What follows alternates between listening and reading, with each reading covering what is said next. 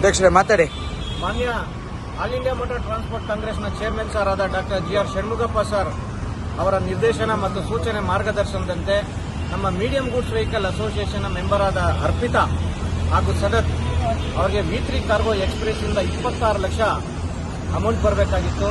ಸತತವಾಗಿ ನಮ್ಮ Bengaluru commercial truck association ಹಾಗೂ ನಾರಾಯಣ ಸ್ವಾಮಿ ಅವರು ಪ್ರೆಸಿಡೆಂಟ್, ನಮ್ಮ ಲಾಯರ್ ಸಾಹೇಬರು ಚಂದ್ರಶೇಖರ್, ಹಾಗೆ ನಮ್ಮ ದೊರೆಯಣ್ಣ ಹಾಗೂ ಎಲ್ಲ ನಮ್ಮ BCTA ಪದಾಧಿಕಾರಿಗಳು ಸೇರಿ ಇನ್ನು 3 ದಿವಸದಿಂದ ಈ ಒಂದು ಕೇಸ್ನ ಫಾಲೋಅಪ್ ಮಾಡ್ತಾ ಇದ್ವಿ.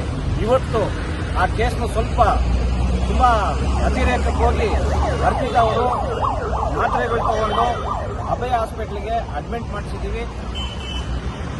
ಎಲ್ಲ ಪ್ರೊಸೀಜರ್ ಪ್ರಕಾರ ಮುಗಿಸಿ ಈಗ ಪೊಲೀಸ್ನವರು 26 ಲಕ್ಷ ಅಮೌಂಟು ಪ್ಲಸ್ ಯಾರು ತೊಂದರೆ ಕೊಟ್ಟಿದ್ದಾರೋ ಅವರಿಗೆ FIR ಮಾಡ್ತೀನಿ ಅಂತೇಳಿ ತಿಳಿಸಿದ್ದಾರೆ. ನಮ್ಗೆ ಇದಕ್ಕೆಲ್ಲ ಸಹಕರಿಸಿದಂಥ ಎಲ್ಲ ನನ್ನ ಆತ್ಮೀಯ ಮಿತ್ರರಿಗೂ ಹಾಗೂ ಲಾಯರ್ ಸಾಹೇಬರಿಗೂ, ನಮ್ಮ ನಾರಾಯಣ ಸ್ವಾಮಿ ಅವ್ರಿಗೂ, ನಮ್ಮ ಅಸೋಸಿಯೇಷನ್ ವತಿಯಿಂದ ಹಾಗೂ ನಮ್ಮ ಮಾನ್ಯ ಗುರುಜಿ ಅವರಿಲ್ಲದೆ ಇವತ್ತು ನಮ್ಮ ಟ್ರಾನ್ಸ್ಪೋರ್ಟ್ ಇಂಡಸ್ಟ್ರಿಯಲ್ಲಿ ಏನೂ ಆಗಲ್ಲ. ಅರ್ಪಿತಾ ಅವರು ಈ ಲೆಟರ್ನ ನಮ್ಮ ಮಾನ್ಯ ಗುರುಜಿ ಅವರು ಕೊಟ್ಟಿದ್ರು.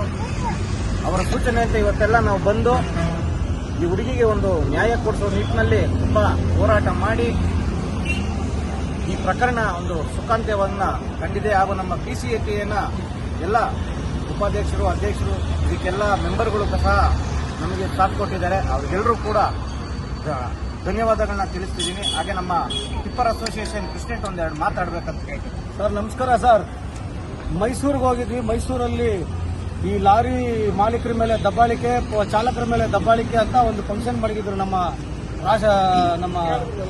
ಮುರುಗನ್ ಸರ್ ಅವರು, ಮತ್ತೆ ನಮ್ಮ ರಾಜೇಶ್ ಅಣ್ಣ ಅವರು, ನಮ್ಮ ದೊರೆಯಣ್ಣ ಅವರು ಎಲ್ಲರೂ ಸೇರಿ ನಮ್ಮನ್ನ ಕೂಡ ಆಹ್ವಾನ ಮಾಡಿದ್ರು. ನಾವು ಸಹ ಹೋಗಿದ್ವಿ. ಅವತ್ತು ನಮ್ಮ ಕಾರ್ಯಗಳನ್ನ ಮೆಚ್ಚಿ ಒಂದು ಹುಡುಗಿ ನಮಗೆ ಒಂದು ಮನವಿ ಕೊಟ್ಟಿರ್ತಾರೆ ಸರ್. ಅರ್ಪಿತಾ ಅಂತ ಅನ್ನೋ ಹುಡುಗಿ ಹೆಸರಿನ ಹುಡುಗಿ ನಮಗೆ ಒಂದು ಮನವಿ ಕೊಟ್ಟಿರ್ತಾರೆ. ಸುಮಾರು 3 ವರ್ಷಗಳಿಂದ ಹಣ ಕೊಡದೆ ಅವರನ್ನ ಒಂದು ಟ್ರಾನ್ಸ್ಪೋರ್ಟ್ ಅವರಿಗೆ ಯಾವುದಾದ್ರು V3 ಅಂತ ಒಂದು ಕಂಪನಿ ಟ್ರಾನ್ಸ್ಪೋರ್ಟ್ 3 ವರ್ಷಗಳಿಂದ ವಂಚನೆ ಮಾಡಿರ್ತಾರೆ ಸರ್. ಹಣ ಕೊಡದೆ ಅವರಿಗೆ ಸುಮಾರು ಒಂದು 36 ಲಕ್ಷ ಹಣವನ್ನ ಕೊಡಬೇಕು ಅಂತ ನಮಗೆ ಒಂದು ನೋಟಿಸ್ ಅನ್ನ ಕೊಟ್ಟಿರ್ತಾರೆ. ತದನಂತರ ನಾವು ಒಂದು 3 ದಿವಸಗಳ ಹಿಂದೆ ಇಲ್ಲೇ ನಮ್ಮ ಮಾದನಾಯಕನಹಳ್ಳಿ ಪೊಲೀಸ್ ಠಾಣೆಗೆ ಬಂದಿರ್ತೇವೆ. ಆ ಪೊಲೀಸ್ ಇನ್ಸ್ಪೆಕ್ಟರ್ ಹತ್ರ ಮಾತಾಡಿರ್ತೇವೆ. ಅವರು ನ್ಯಾಯ ಕೊಡಿಸ್ತೀವಿ ಅಂತ ಒಪ್ಕೊಂಡಿರ್ತಾರೆ. ಆದರೂ ಸಹ ಇವತ್ತು ಆ ಕಂತು ಇನ್ಸ್ಟಾಲ್ಮೆಂಟ್ ಪ್ರಕಾರ ಕೊಡಿಸ್ತೇವೆ ಅಂತ ಒಂದು ಮಾತುಕತೆ ನಡೆದಿರ್ತದೆ.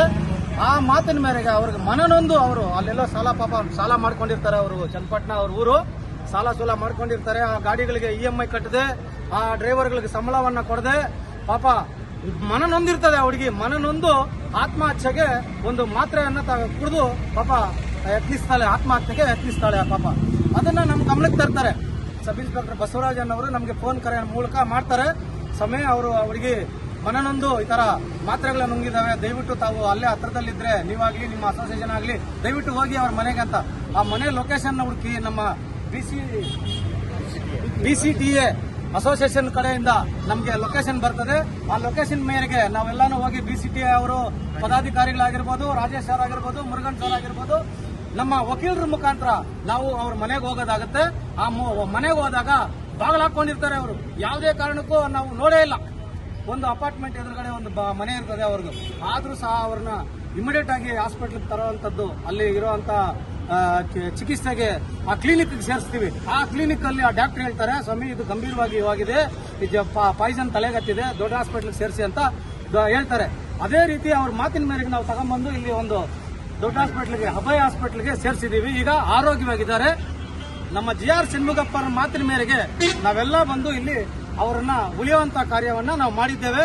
ನಮ್ಮ ವಕೀಲರು ಸಹ ಅವರಿಗೆ ಏನು FIR ಆಗಬೇಕು ಆ ಕಾನೂನುಬದ್ಧವಾಗಿ ಅದನ್ನ ಕ್ರಮ ತಗೊಳ್ಳಿ ಅಂತ ಪೊಲೀಸ್ ಅವರಿಗೂ ಸಹ ಆ ಮಾತನ್ನ ಹೇಳಿರ್ತಾರೆ. ಆದ್ರಿಂದ ತಮ್ಮೆಲ್ಲರಿಗೂ ಈ ವಿಡಿಯೋ ಮುಖಾಂತರ ಹೇಳೋದಿಷ್ಟೇನೆ, ನಾವೆಲ್ಲ ಒಗ್ಗಟ್ಟಾಗಿದ್ರೆ ಮಾತ್ರ ಯಾರಿಗೆ ಮನನೊಂದ್ರು ಸಹ ನಾವು ಅವ್ರಿಗೆ ಕಾಪಾಡಕ್ ಸಾಧ್ಯ ಆಗೋದು. ಯಾರೇ ಆಗ್ಲಿ ಅವ್ರ ಕಾಸು ಕೊಟ್ಟಿಲ್ಲ, ಇವ್ರ ಕಾಸು ಕೊಟ್ಟಿಲ್ಲ, ಮಾತ್ರೆ ನುಂಗೋದಾಗ್ಲಿ, ನೇಣು ಹಾಕೊಳ್ಳೋದಾಗ್ಲಿ, ದಯವಿಟ್ಟು ಇಂಥ ಅನುಕೂಲವನ್ನ ಮಾಡಕ್ ಹೋಗಬೇಡಿ. ನಿಮ್ ಹಿಂದೆ ಒಂದು ಕುಟುಂಬ ಇರ್ತದೆ. ಆದ್ರಿಂದ ನೇಣು ಹಾಕೊಳ್ಳೋಂಥದ್ದು, ಮಾತ್ರೆ ನುಂಗುವಂಥದ್ದು, ನಿಮ್ಮ ಹಿಂದೆ ನಿಮ್ಮ ಕುಟುಂಬ ಇರ್ತದೆ. ನಿಮ್ಮ ತಂದೆ ತಾಯಿ ಆಗಿರ್ಬೋದು, ನಿಮ್ಮ ಅಣ್ಣ ತಮ್ಮ ಆಗಿರ್ಬೋದು, ಅಕ್ಕ ತಂಗಿಯರಾಗಿರ್ಬೋದು, ದಯವಿಟ್ಟು ಇಂಥ ಈ ಅನಾಹುತಗಳನ್ನ ಮಾಡ್ಕೊಳ್ಳೋದಕ್ಕೆ ಕೈ ಬಿಡಿ ಅಂತ ನಾನು ಈ ವಿಡಿಯೋ ಮುಖಾಂತರ ತಮ್ಮೆಲ್ಲರಿಗೂ ಹೇಳ್ತಾ ನಾವೆಲ್ಲರೂ ಕೂಡ ಅಸೋಸಿಯೇಷನ್ನ ನಮ್ಮ ಷಣ್ಮುಗಪ್ಪ ಅವರ ಕೈನ ಬಲಪಡಿಸಬೇಕಂತ ತಮ್ಮೆಲ್ಲರ ಮುಖಾಂತರ ಈ ವಿಡಿಯೋ ಮುಖಾಂತರ ನಾನು ಹೇಳ್ತಾ ಇದ್ದೀನಿ ಸ್ನೇಹಿತರೆ. ನಮಸ್ಕಾರ. ವಕೀಲ್ ಸಾಹೇಬರು 4 ಮಾತು ಮಾತಾಡ್ತಾರೆ. ವಕೀಲ್ ಸಾಹೇಬರು ಇವತ್ತು ಪೂರ್ತಿ ದಿವಸ ಇವತ್ತು ನಮ್ಮ ಸ್ಟೇಷನ್ ಆಗೋಯ್ತು. ಪಾಪ ನಮಗೋಸ್ಕರ ಬಂದಿರೋದಕ್ಕೆ ತುಂಬಾ ಧನ್ಯವಾದಗಳು ನಮ್ಮ ಚಂದ್ರಶೇಖರ್ ಸಾಹೇಬರಿಗೆ. ಎಲ್ಲರಿಗೂ ನಮಸ್ಕಾರ. ಇವತ್ತು ಬೆಳಗ್ಗೆ ನನಗೆ ಒಂದು ಕಂಪ್ಲೇಂಟ್ ಬರುತ್ತೆ. ಇವರು ನಮ್ಮ ಸ್ನೇಹಿತರಾದ ನಾರಾಯಣ ಅವರು ನಮಗೊಂದು ಕಂಪ್ಲೇಂಟ್ ಕೊಡ್ತಾರೆ. ನೋಡಿ ಸ್ವಾಮಿ, ನಮ್ಮ ಮೆಂಬರ್ ಒಬ್ರು ಅರ್ಪಿತಾ ಅಂತ, ಅವ್ರಿಗೆ ಯಾರು 36 ಲಕ್ಷ ವಂಚನೆ ಮಾಡಿದ್ದಾರೆ. ಅದ್ರ ಬಗ್ಗೆ ಮಾದನಾಯಕನಹಳ್ಳಿ ಪೊಲೀಸ್ ಸ್ಟೇಷನ್ ಅವರು 3 ತಿಂಗಳಿಂದ ಓಡಾಡ್ತಾ ಇದ್ದಾರೆ. ಎಫ್ಐಆರ್ ಮಾಡ್ತಾ 3 ವರ್ಷದಿಂದ ಓಡಾಡ್ತಾ ಇದ್ದಾರೆ. ಎಫ್ಐಆರ್ ಮಾಡ್ತಾ ಇಲ್ಲ ಅಂತೇಳಿ ಬಂದಿದ್ರು. ಅದಕ್ಕೆ ನಾನು ಅವ್ರಿಗೆ ಸಹಕರಿಸಿ ಬಂದಿದ್ದೆ.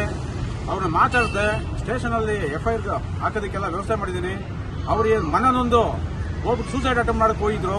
ಅವ್ರನ್ನ ಕರ್ಕೊಂಡ್ಬಂದು ಹಾಸ್ಪಿಟಲ್ ಸೇರಿಸಿ ಕಾನೂನು ಪ್ರಕಾರ ಪೊಲೀಸ್ ಅವ್ರನ್ನ ಕರೆದು ಅವ್ರ ಮೇಲೆ ಎಫ್ಐಆರ್ ಹಾಕಬೇಕು ಅಂತ ಹೇಳಿ ಕಾನೂನು ಪ್ರಕಾರ ಅವ್ರಿಗೆ ಎಫ್ಐಆರ್ ಹಾಕೋದಕ್ಕೆಲ್ಲ ವ್ಯವಸ್ಥೆ ಮಾಡ್ಕೊಟ್ಟಿದ್ದೀನಿ. ಪಾಪ ಚಿಕ್ಕ ಮಗು ಒಂದಿದೆ. ಅಲ್ಲಿದೆ ಮಗು ಮಕ್ಕಳು ಇರ್ತಾರೆ. ಅವರು ಎಷ್ಟು ಸಾಲ ಮಾಡ್ಕೊಂಡಿದ್ರು ಅಂದ್ರೆ, ಈ ಕಂಪನಿ ನಂಬ್ಕೊಂಡು 36 ಲಕ್ಷ ಕೊಡ್ತಾರೆ ಅಂದ್ಬಿಟ್ಟು ಇವತ್ತು ಬಂದಿದ್ರು.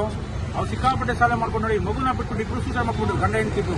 ಇಬ್ರು ಮಕ್ಕಳು ಅವ್ರಿಬ್ಬರು ಕರ್ಕೊಂಡ್ಬಂದು ಹಾಸ್ಪಿಟಲ್ ಸೇರಿಸಿ ಪೊಲೀಸ್ ಅವ್ರು ಕರೆದು ಎಫ್ಐಆರ್ ಎಲ್ಲ ವ್ಯವಸ್ಥೆ ಮಾಡಿ ಎಫ್ಐಆರ್ಗೆ ಮಾಡಿಸಿದ್ದೀನಿ. ಎಲ್ಲರಿಗೆ ದೇವರು ಒಳ್ಳೇದು ಮಾಡಲಿ. ಲಾರಿ ಓನರ್ಸ್ಗೆ ಈಗ ಸುರಕ್ಷಿತವಾಗಿದ್ದಾರೆ. ಅವ್ರು ಕಾಪಾಡಿರೋದೆಲ್ಲ ನಿಮ್ಮ ಅಸೋಸಿಯೇಷನ್ ಲಾರಿ ಅಸೋಸಿಯೇಷನ್ ಅವರು, ಇವರೆಲ್ಲ ಟೀಮು. ಎಲ್ಲರಿಗೂ ಧನ್ಯವಾದ ಹೇಳ್ತೀನಿ. Thank you. ಅದೇ ರೀತಿ ನಮ್ಮ ಟೀಮ್, ನಮ್ಮ ಸದಸ್ಯರು, ನಮ್ಮ ಲಾರಿ ಮಾಲೀಕರು, ದಯವಿಟ್ಟು ಮಗದೊಮ್ಮೆ ಹೇಳ್ತೇನೆ, ಯಾರು ಅಲ್ಲಿ ಹಣ ಬಂದಿಲ್ಲ, ಇಲ್ಲ ಹಣ ಬಂದಿಲ್ಲ. ನಾನು ನಿಮ್ಮನ್ನ ಮನೆಯನ್ನು ಇವಾಗ ನೋಡಿ, ನಿಮ್ಮ